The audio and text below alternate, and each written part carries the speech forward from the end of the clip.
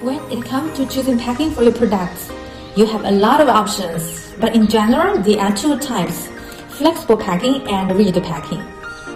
Flexible packing often applies soft and thick materials such as punch, thin films, and the material thickness ranges from 80 to 250 mm. Let's check some examples.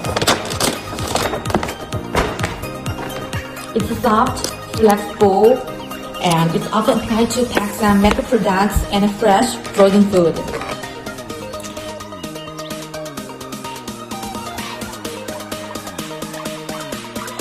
One of the rigid film.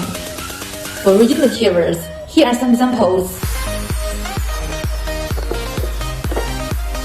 Look, it's hard, rigid. It's often used to pack some perishable food or food that needs better presentation, such as sauce or ready meals.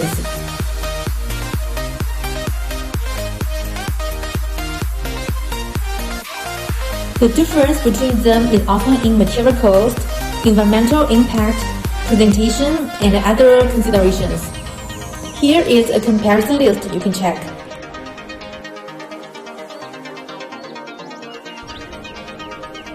Still wondering which packing is better for your products? Just leave me a message. Our professionals will follow it up.